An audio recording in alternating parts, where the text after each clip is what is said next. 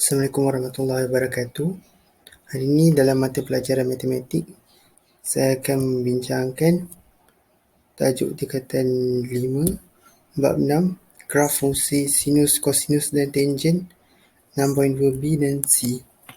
Apa yang perlu kita dapat hari ini ialah untuk mengkaji dan membuat generalisis tentang kesan perubahan pemala A, B dan C bagi graf fungsi trigonometri y A sin bx tambah c, y A cos bx tambah c dan y A tan bx tambah c bagi A lebih besar pada kosong dan B yang lebih besar pada kosong.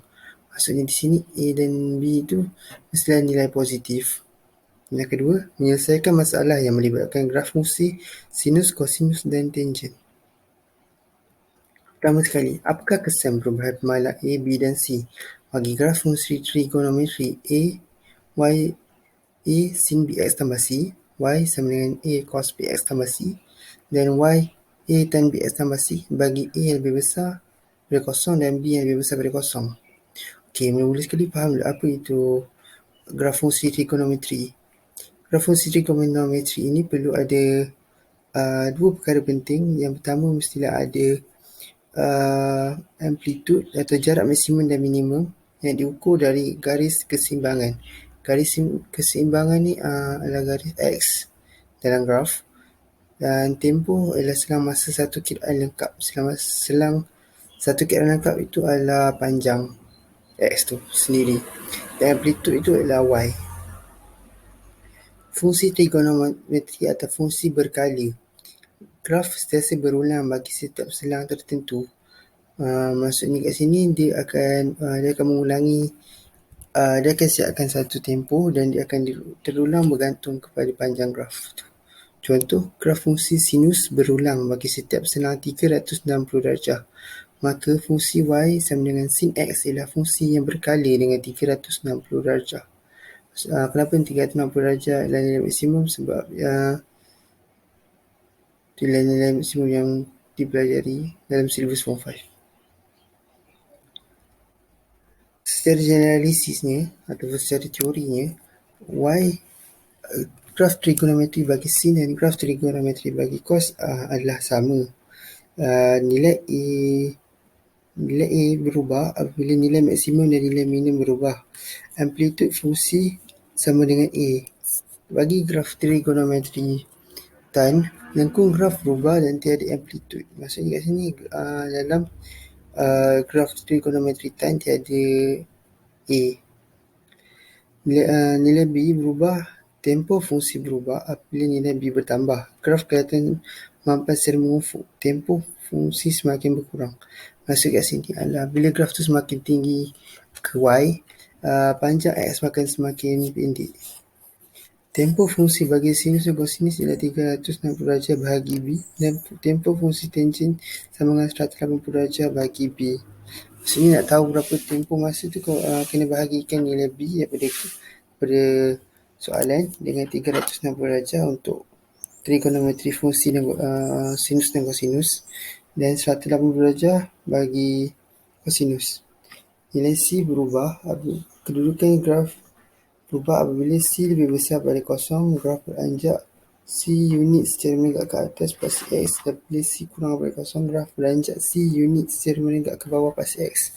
C ni ialah penjelasan Y, jadi apabila penjelasan Y positif dia pada atas lah, dan bila penjelasan Y negatif dia bawah pada kosong. Contoh Y sin X kosong lebih kurang pada X.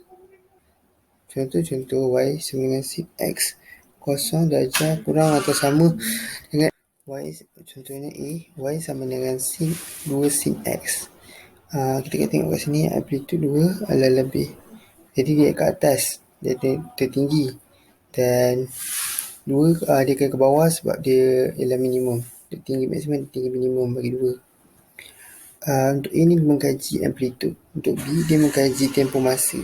Jadi macam yang kita tahu, kalau nak cari tempoh masa tu untuk graf trigonometri sinus dan kosinus, kita kena bahagi dengan 360 darjah dulu, lepas tu boleh dapat nilai tempoh masa untuk graf tu. Jadi di sini bagi 360 darjah bahagi dengan 2 untuk 180 darjah. Tapi kalau dia tak tulis amplitude dia tak tulis kan, jadi dia A lah, 1 lah jadi. Kalau C pula dia kosong, sebab kalau C tak tulis dia kosong lah. Beza antara A dengan C, A dengan B, kalau tak ditulis maksudnya nilai dia 1. Tapi kalau C, kalau tak ditulis maksudnya nilai dia kosong. Ni contoh untuk C tadi lah. Y sama dengan C sama 1. Bila C tu ialah positif 1, tengok dekat garis biru ni, dia dah naik ke atas. Lepas tu yang lain tu tak berubah ikut soalan. Tekan sama je. Dia ni apabila amplitude dengan tempoh masa ditambah. Jadi kat sini amplitude dia 2, jadi tinggi maksimum dengan tinggi minimum dia pun meningkat. Tinggi maksimum dia jadi 2, tinggi minimum dia jadi negatif 2. Tinggi minimum nak cari dia letak negatif lah kat nilai dia, sebab kita pun belajar kat soalan mesti bagi positif. Tak bagi tak kita syllabus form 5 tak ajar lagi kalau kat soalan bagi negatif ke apa ke. Lepas tu tempoh masa pula 36 darjah bagi 2 dapat 150 darjah. Ini contoh-contoh untuk y cos x dan y tan x. 0 darjah kurang atau sama pada x kurang sama 360 darjah. A y2 cos x tambah 1 dalam kurungan y cos x. Kat graf ni beza kat ni graf trigonometri tangent dengan graf trigonometri sinus. Graf trigonometri sinus ini mula macam A U tau. Tapi kalau graf trigonometri cosinus, dia A separuh, lepas tu U, lepas tu separuh. Macam mangkuk lebih kurang. Selalunya dia mula dengan macam bentuk mangkuk dulu. Jadi perkiraan amplitude pun beza. Sebab kalau graf trigonometri cosinus ni, permulaan dia ni kena kira amplitude dengan Y. Maksudnya kalau contoh soalan ni kan, amplitude dia kan 2, Y dia kan 1. Amplitude dia kan 2, C dia kan 1. Jadi 2 tambah 1 lepas tu 3. Yang positif dia 3, tapi negatif dia negatif 1 kekal. Sebab C dia positif 1. So apa jadi kalau C dia kosong? Kalau C dia kosong, kita mula dengan kosong. Tapi ni start dengan 2 pula, sebab dia tengok amplitude. Tapi untuk graf untuk B, graf trigonometry tangent, dia tak ada amplitude tau. Jadi kita tengok B dengan C je dulu. Kalau B 0.5x, saya cakap tadi kalau graf tangent dia 180 darjah, dia bukan 360 darjah macam sinus dengan kosinus. Jadi 180 darjah bagi 0.5 dapat 360 darjah. Jadi tempoh masa tu akan berakhir dengan 360 darjah. Lepas tu C dia kan negatif 1, jadi mula dengan negatif 1 dengan 1. Dia bentuk melengkung sikit. Lepas tu C macam 360 darjah melengkung sikit. Dia 30 darjah tu dia mula negatif 1 ke negatif 2.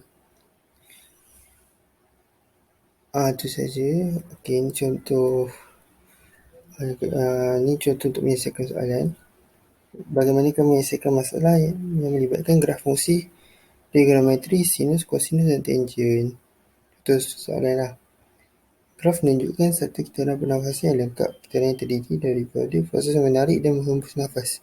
Kitaran ini berlaku setiap 5 saat. Laju aliran udara adalah positif apabila menarik nafas dan negatif apabila menghembus nafas. Laju ini diukur dalam laju per saat.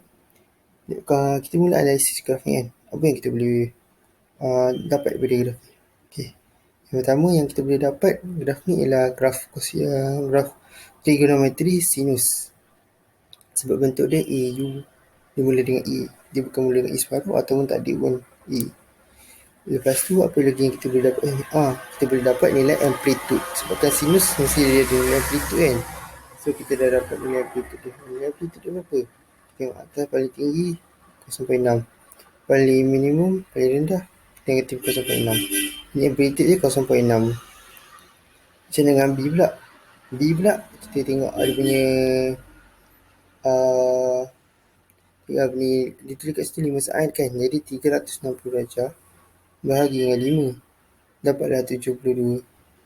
72 tu untuk apa? 72 tu untuk tulis dekat dalam bentuk dia nanti. Maksudnya nak tulis bentuk Y sama dengan A sin Bx tambah C tu nanti. Jadi 72 tu untuk tulis dalam B. Lepas tu C dia berapa? C dia kosong sebab dia mula dengan kosong. Itu soalan A. Jika Y mewakili hal laju aliran berada selepas X saat, nyatakan satu fungsi dalam bentuk Y sama dengan A sin Bx tambah C yang mewakilkan aliran udara dalam kitaran pernafasan normal yang ditunjukkan seperti graf di bawah. Ni macam sama tadi apa yang saya terangkan. Ni lebih cara untuk menulis lah, jawapan dengan lebih teratur dan lebih kemas. Kita dapat nilai A, kita dapat nilai B, kita dapat nilai C. Lepas tu kita akan susun dia dalam bentuk Y sama dengan A sin X, A sin Bx tambah C. Soalan 2. Apakah laju aliran udara dalam liter per saat apabila masa ialah 7 saat? Jadi ni cara perkiraan dia. Kita masukkan nilai 7 dalam X sebab dia kata 7 tu ialah saat. X merujuk kepada saat sebab Y merujuk kepada hal laju. So dia tanya berapakah hal laju, tapi dia bagi saat. Jadi kita masukkan nilai saat. Jadi darab je lah. Darab macam biasa, kira-kira biasa dapatlah Y sama dengan 0.35 liter per saat pada masa 7 saat. Sekian, terima kasih.